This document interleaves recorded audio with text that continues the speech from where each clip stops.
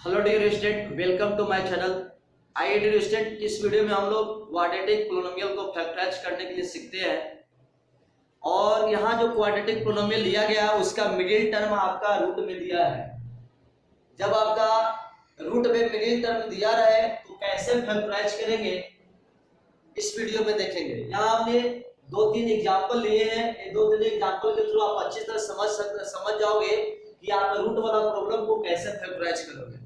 ठीक है, तो चलते हैं हम लोग फर्स्ट नंबर क्वेश्चन को शुरू करते हैं। फर्स्ट नंबर क्वेश्चन क्या है? x square plus 3√3x plus 6, ये आपको फैक्टराइज करना है। यहाँ देखिए मिडिल टर्म आपको दिया हुआ है 3√3 के रूप में दिया हुआ है, तो कैसे फैक्टराइज करेंगे? तो आपको पहले से ऑलरेडी पता है कि 2 ऐसे, इसको मिडिल टर्म को हम ब्रेक करते हैं। मिडिल टर्म को हम ब्रेक करते हैं 2 ऐसे नंबर में, ठीक है, जिसका क्या होना चाहिए, जिसका प्रोडक्ट आपको पता होना चाहिए कि प्रोडक्ट किसके बराबर होना चाहिए। प्रोडक्ट आपको 6 के बराबर होना चाहिए। यहाँ देखिए प्रोडक्ट यहाँ और यहाँ जो x स्क्वायर के जो कोएफिशिएंट होती है और जो यहाँ कांस्टेंट टर्म होता है, दोनों का प्रोडक्ट के बराबर होता है। यहाँ पे देखिए यहाँ पे 2 ऐसे नंबर है जिसका प्रोडक्ट AC के बराबर होना चाहिए और यहाँ पर सम किसके बराबर चाहिए, √b के बराबर होना चाहिए। ठीक है, तो उसी को अनुसार हम प्रोडक्ट 6 लिख लिए और वही नंबर को जब ऐड करोगे तो मतलब सम कितना होना चाहिए, सम होना चाहिए बच्चों 3√3। कितना होना चाहिए, सम आपका 3√3 होना चाहिए। तो देखिए यहाँ एक कॉमन सेंस लगाना है कि इसको ब्रेक करना है 2 नंबर में। तो ब्रेक करना है तो आप जब भी नंबर लोगे ना तो क्या लोगे, √3 के फॉर्म में नंबर लेना, बस यही समझना है। मतलब यहाँ जो मिडिल टर्म में जिस रूट के फॉर्म में दिया रहेगा बस उसी रूट के फॉर्म में आपको नंबर लेना है। ठीक है, वो कैसे और भी एग्जांपल के थ्रू और अच्छी तरह समझेंगे। फिलहाल हम यहाँ देखिए यहाँ पे क्योंकि जानते हैं √3 को √3 के साथ ऐड करेंगे तब जाके ऐड होगा। लाइक टर्म को ऐड करते हैं तब जाके ऐड होती है। तो देखिए यहाँ पे हम सबसे पहले नंबर मान लेते हैं कि हमने एक नंबर √3 ले लिया, दैट मींस 1√3 समझना है। ठीक है, और दूसरा क्या ले लिया हमने, मान ले कि 2√3 ले लिया। ठीक है, तो यहाँ कॉमन सेंस लगाना है कि देखिए √3 और 2√3 को ऐड करेंगे, है ना, दैट मींस यहाँ पे 1 समझना है। क्या समझना, 1। तो 1√3 और 2√3 दोनों को ऐड करेंगे तो 3 आ जाएगा और √3 भी आ गया, तो 3√3 आ गया। क्या प्रोडक्ट करने पर 6 आ रहा है, तो आ रहा है। कैसे, देखिए √3 को इंटू करेंगे तो 3 हो जाएगा और 2 से इंटू करेंगे तो 3 2 6 हो गया। तो ये सही बैठ रहा है। दैट मींस यहाँ जो नंबर लेंगे इस मिडिल टर्म को स्प्लिट करेंगे ये 2 नंबर के फॉर्म में, एक होगा 1√3 या दूसरा होगा 2√3। ठीक है, तो बस यहाँ आपको यही समझना है। क्या लिखेंगे, x स्क्वायर प्लस 1√3 को सिंपल हम क्या लिखते हैं, √3 और x को ब्रेक किया तो x के रूप में लिखना है। ठीक है, और प्लस क्या लिखेंगे 2√3 और x लिखना है और प्लस में 6। देखिए अब यहाँ देखिए आपका पेयर में नंबर बन गया, तो ये दोनों पेयर बन गया, ये दोनों पेयर बन गया। ठीक है, अब पेयर में कैसे करते हैं आप लोगों को पता है कि इस दोनों पेयर में जो कॉमन नंबर है वो कॉमन नंबर को आपको ड्रॉ करना है, खींचना है। ठीक है, इन दोनों में क्या कॉमन नंबर हो सकता है, देखिए x स्क्वायर 2 है और इसमें एक x है, कोई नंबर कॉमन नहीं हो रहा है तो आप x कॉमन कर लीजिए। कॉमन देने के बाद ऐसे लिखना है, जो आप कॉमन नंबर लेते हैं आगे लिखिएगा, उसके बाद ब्रैकेट के साथ ऐसे लिखिएगा। ठीक है, अब उसके बाद लिखिए, तो पहला टर्म में से हमने x ड्रॉ कर लिया, x कॉमन कर लिया, तो क्या बचा, ओनली x बचा। क्या साइन आ गया, प्लस का। यहाँ देखिए इसमें से x कॉमन कर लिए हमने, इसमें से x कॉमन कर लिए बच्चों, तो क्या बचेगा, खाली √3 बचेगा, तो √3 लिख दिया। ठीक है, देखिए यहाँ फिर से एक बार समझिए, यहाँ दोनों में x कॉमन हो रहा है, x कॉमन कर लिए, x प्लस √3 बच गया। अब यहाँ थोड़ा सा ध्यान देना है, इसमें कॉमन करने में थोड़ा सा प्रॉब्लम आ सकती है। देखो यहाँ x तो कॉमन होगा नहीं, क्यों नहीं होगा, क्योंकि इसमें x है इसमें नहीं है। अब नंबर की बात करते हैं, देखो यहाँ 2 है या 6 है, तो 2 कॉमन हो सकता है और साथ आपके साथ में ये भी समझ में √3 है। देखिए यहाँ √3 है या यहाँ 6 है, तो आपको एक बात को ध्यान देना है, 6 को कैसे लिख सकते हैं, 6 को 2 गुने 3 लिख सकते हैं आप, 6 को 2 into 3 लिख सकते हैं ना, तो 2 into 3 लिख सकते हैं, तो यहाँ 2 रहने दीजिए और 3 को आप ऐसे भी लिख सकते हैं, √3 into √3। ये ध्यान देना थोड़ा सा, मींस 6 में √3 छिपा हुआ है, 6 में √3 छिपा हुआ है, तो इसीलिए मैंने यहाँ पर डिटेल में इसको प्रोडक्ट करके दिखा दिया। मींस 6 किसके बराबर हो गया, 2 into √3 into √3 के बराबर। तो यहाँ देख सकते हैं आप, यहाँ पर 2√3 है, इसमें भी 2√3 है, तो दोनों में कॉमन हो रहा है बच्चों। तो क्या करेंगे, 2√3 को कॉमन कर लिया, तो 2√3 कॉमन कर लिए तो पहला में x बच गया, ठीक है, और दूसरा में क्या बचा बताइए, दूसरा में क्या बचा, तो 2√3 कॉमन कर लिया तो खाली क्या बचा, √3, तो यहाँ से आप √3 दे देना है, समझ गए। और एकदम एक बात को ध्यान देना, पहले से आपको पता होना चाहिए कि जब भी आपका मतलब ब्रैकेट के अंदर में सेम नंबर, ये दोनों सेम नंबर होना चाहिए। अगर अलग अलग आ रहा है तो समझिए कि आपका क्या हो रहा है, गलत हो रहा है, ठीक है। चलिए अब इसके बाद कुछ करना नहीं है आपको, अभी दोनों में से तो ये बाइनोमियल कॉमन है, x + √3 x + √3, तो आप क्या करेंगे, यहाँ से x + √3 को पहले कॉमन कर लेंगे, ठीक है। तो कॉमन करके आगे लिख लिया, और इसके बाद पहला इसमें क्या बचा, x बचा, और दूसरा में क्या बचा, देखिए दूसरा बचा 2√3, ये 2√3, तो देखिए फाइनल आपका क्या हो गया, फैक्टराइज हो गया, समझ गए। चलिए इस तरह के हमने देखा है रूट का कैसे फैक्टराइज होगा। आइए सेकंड नंबर क्वेश्चन से और अच्छी तरह समझते हैं। ये फर्स्ट नंबर क्वेश्चन है, आपको ये वीडियो के थ्रू आपको आसानी से हो जाएगा कि जब भी रूट मिडिल टर्म रूट के रूप में दिया रहेगा तो आप आसानी से सोल्व कर सकते हो। चलिए सेकंड नंबर क्वेश्चन को सोल्व करते हैं, इसको लिख लीजिए आप लोग। चलिए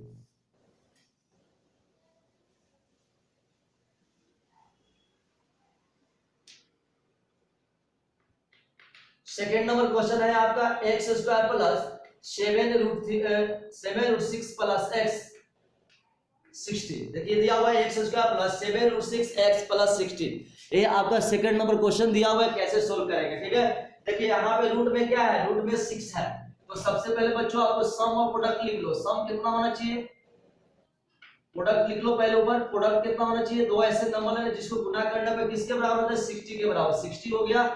चलो और सम कितने के बराबर होना चाहिए, सम होना चाहिए 7√6 के बराबर, कितने के बराबर, 7√6 के बराबर। तो यहाँ पे हम √6 हम से नंबर लेंगे, तो सबसे पहले यहाँ पे √6 नंबर ले लिए, √6 ले लिए, और इसके आगे 1 2 लगा लेंगे, ठीक है, तो वो आपका हो जाएगा। अब फिलहाल देखिए √6 और √6 में इंटू करेंगे तो कितना होगा, 6 हो जाएगा, तो 6 को लेकर लाना है 60, तो 60 लाने के लिए आपको 10 और चाहिए, 10 से और मल्टीप्लाई होना चाहिए, तो आप ऐसे कर लीजिए, ये √6 है और √6 भी है, इसको हम 5√6 लेते हैं, इसको 2√6 लेते हैं। देखिए मैंने एक ही बार बताया कि जितना रूट में नंबर रहेगा रूट में ही लेना, उतना ही रूट में लेना है, लेकिन आगे में 1 2 3 करके ऐसे लेना है। तो देखिए हमने √6 में ही दोनों नंबर लिया, लेकिन एक ले लिया 5√6 है, 2√6 क्यों लिया, देखो 5 2 जा 10, और ये √6 में √6 से गुना करेंगे तो 6 हो जाएगा, तो 10 6 जा कितना होता है, 60। समझ गए बच्चों। अब कुछ नहीं, अब इसके जगह पे आपको इसको मिडिल टर्म को स्प्लिट करके इसके जगह पे ये लिख देना है, और आगे वाला उसी से छोड़ देना है। तो x² प्लस में क्या लिखेगा, 5√6x, और प्लस में 2√6x + 60। यहाँ तक समझ में आ गई। इसके बदले में अब ये दोनों नंबर यहाँ पे हमने लिख दिया, स्प्लिट हो गया। अब देखिए यहाँ पेयर बन जाएगा, आप इसके साथ एक पेयर बना दीजिएगा और इसके साथ पेयर बना के कॉमन कर लेना है। तो बताइए ये दोनों में कॉमन क्या होगा, देखिए यहाँ x² है और यहाँ x है, तो एक x कॉमन होगा, इसमें कोई नंबर नहीं है तो ओनली x कॉमन करेंगे। x कॉमन करने के बाद ब्रैकेट दे दीजिए, तो x प्लस कितना बच गया, 5√6, देखिए 5√6 बच गया, है ना। इसमें से हमने x कॉमन कर लिया तो 5√6 बच गया। ओके चलिए प्लस, अब इसमें थोड़ा सा ध्यान देना है, इसमें ध्यान देना है कि 2 है, 2√6 और x है और 60 है, x तो कॉमन होगा नहीं, नंबर को बाद 2 कॉमन हो जाए, श्योर 2 कॉमन होगा क्योंकि 60 में 2 छिपा हुआ है, ठीक है, मतलब 62 से डिविजिबल है, कह सकते हैं, और √6 है तो 60 में √6 भी है, कैसे, यहाँ देखिए 60 को आप लिख सकते हैं 2 इंटू कितना लिख सकते हैं, 6 इंटू 5, ऐसे आप लिख सकते हैं, 2 इंटू 6 इंटू कितना लिख सकते हैं, 5। अब यहाँ पे 2 लग गया, 6 को आप लिख सकते हैं √6 गुने √6, अभी मैंने सिखाया है कि √6 को √6 इंटू √6 लिख सकते हैं। तो देखिए यहाँ क्लियरली देख रहा है कि 2√6 इसमें है और इसमें भी 2√6 है, तो यहाँ से आप क्या करेंगे, 2√6 कॉमन कर लिया, 2√6 कॉमन कर लिया बच्चों, तो क्या बचा यहाँ पे, पहला में x बचा, देखिए खाली x है, और दूसरा में थोड़ा सा ध्यान देना है, तो 2√6 कॉमन करेंगे तो यहाँ देखिए क्या बच गया, √6 और इंटू 5, दैट इज 5√6 बच गया, क्या बच गया, 5√6, समझ गए ना। तो ये 5√6 हमने लिख दिया। अब देखिए x प्लस 5√6 यहाँ भी है और x प्लस 5√6 यहाँ भी है, तो मेरा ये सही फैक्टराइज हो रहा है, चलिए तो उसके बाद एक और टर्म बढ़ाइए, अब ये दोनों में से ये दोनों कॉमन है, ये दोनों को कॉमन कर लीजिए, तो x प्लस 5√6 लिख दिया। और बच्चों यहाँ से क्या x प्लस, पहला में x बचा, दूसरा में 2√6 बचा। देखिए इस तरह के आपका सिंपल फैक्टराइज हो गया। ठीक है, तो इस सेकंड क्वेश्चन भी हम अच्छी तरह से समझ गए जब आपका मिडिल टर्म रूट में दिया हो तो। चलिए एक और एग्जांपल दिए, एक और क्वेश्चन देखते हैं, थर्ड नंबर क्वेश्चन, इसको आप लोग नोट डाउन कर लीजिएगा।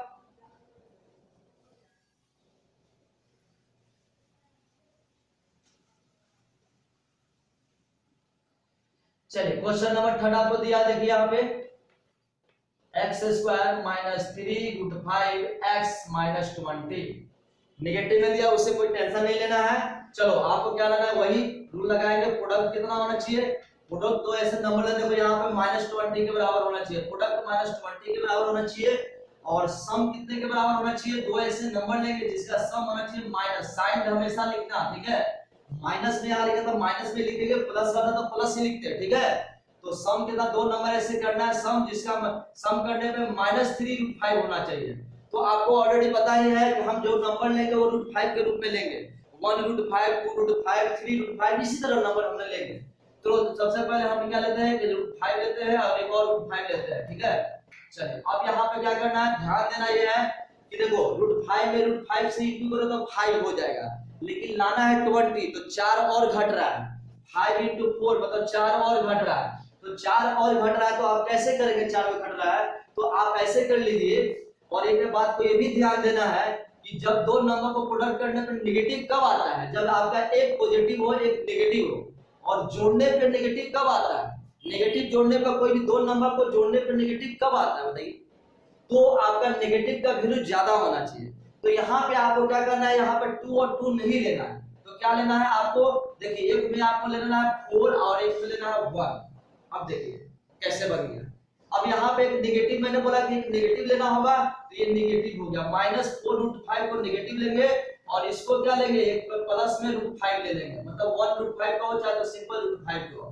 देखिए अब ये नंबर मेरा सुटेबल हो गया कि नहीं, ये दोनों को जोड़ेंगे, -4√5 और 1√5 को जोड़ेंगे तो -3√5 हो जाएगा, और इसको मल्टीप्लाई करेंगे बच्चों तो √5 हो गया और 4 और बच गया, तो 4 में 5 से गुना करेंगे तो कितना होगा, -20 हो जाएगा।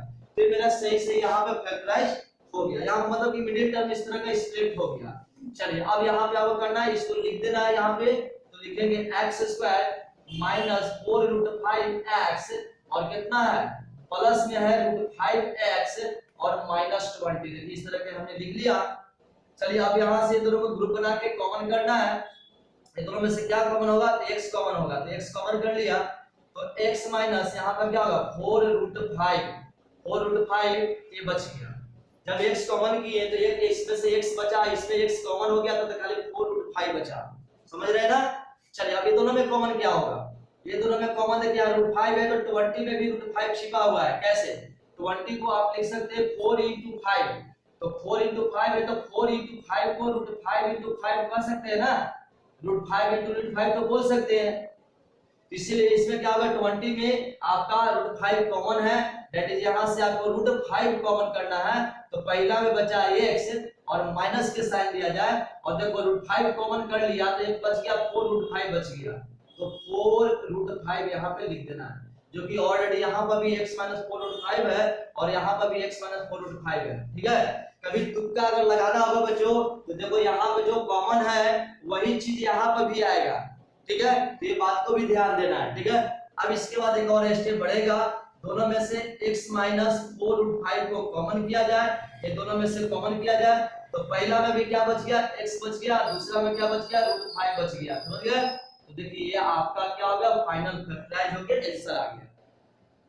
तो आपने देखा कि रूट वाला जब भी आपको मिडिल टर्म में रूट में दिया रहा है, जिस रूट में दिया उसी रूट में आपको नंबर लेना है, और थोड़ा सा कॉमन करते समय आपको ध्यान देना है कि कोई भी अगर कंप्लीट नंबर है तो उसमें उस नंबर का आपने रूट से भी गुना प्रोडक्ट के रूप में होता है, तो उससे कॉमन करते समय ध्यान देना है। तो जब भी आप इस तरह क्वेश्चन रहेगा आप आसानी से कर सकते हैं, और ये बेसिकली क्लास आपको क्लास 9th के लिए है। और एक और बात मैं बता दूं कि मेरी चैनल के थ्रू आप क्लास 9th का रेगुलर कोर्स कर सकते हैं, हर एक चैप्टर हर एक एक्सरसाइज का एक एक क्वेश्चन डाला गया है, ठीक है। तो आप हमें आप लोग इसके लिए हमारे चैनल को सब्सक्राइब कर दीजिएगा और बेल आइकन नोटिफिकेशन को भी ऑन कर लीजिएगा, ताकि इस तरह का वीडियो डाले तो आपके पास पहुंच जाए। Thank you. नेक्स्ट वीडियो में हम लोग नेक्स्ट क्वेश्चन देखेंगे।